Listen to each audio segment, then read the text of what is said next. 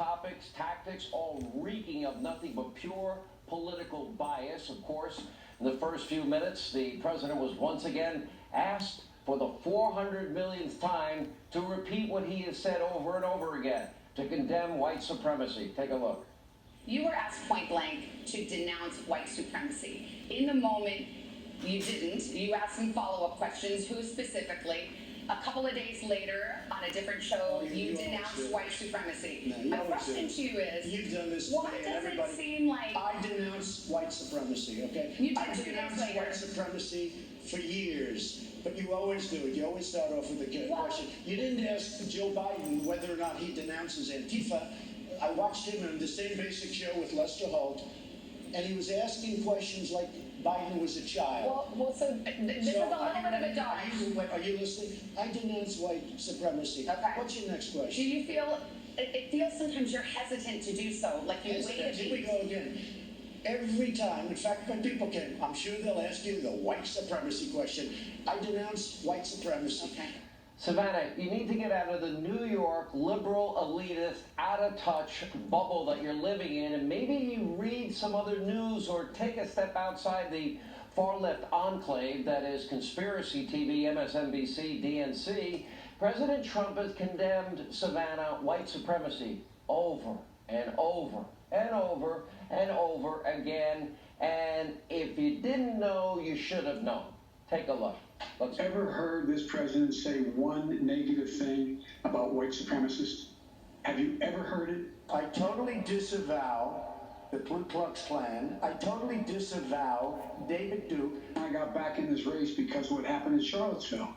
People coming out of the woods carrying torches, their veins bulging. Close your eyes and remember what you saw.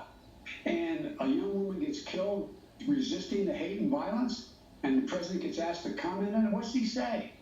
He says they're very fine people on both sides. And you had some very bad people in that group.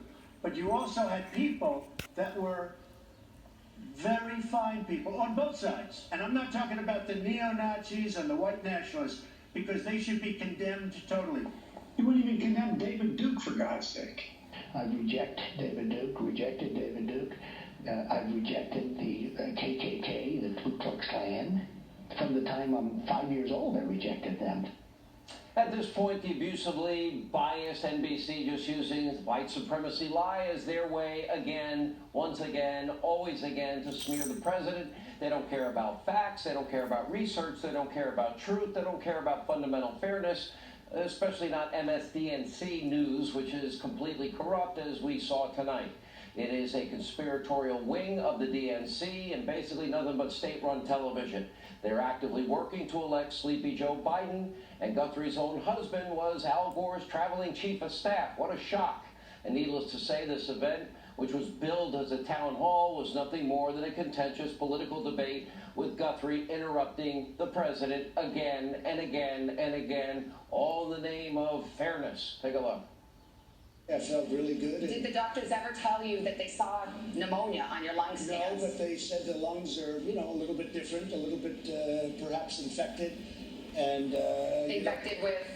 I don't know. I tested positive. Well, let's talk about testing, because there's a little bit of confusion about this. I had no problem before. Did you test the day of the debate? You can't let this continue to go on with the lockdowns. Well, most and I of the believe states... that cities that are run by Democrats who don't All right, know what while we're denouncing, let me ask you about QAnon. I know nothing about QAnon. I just told you. I know very little. You told me, but what you tell me doesn't necessarily make it fact. I hate to say that. I don't know anything about QAnon. And by the way, I've had people try to explain it to me. I have no clue what this thing is. You think that Biden's receiving the same treatment over at ABC? Of course not. And I'm sure former Clinton hack George Stephanopoulos is giving him the white glove treatment. Although reports tonight, Joe Biden completely melting down. Joining us now with more is Fox News contributor and, of course, former, White House Press Secretary Ari Fleischer.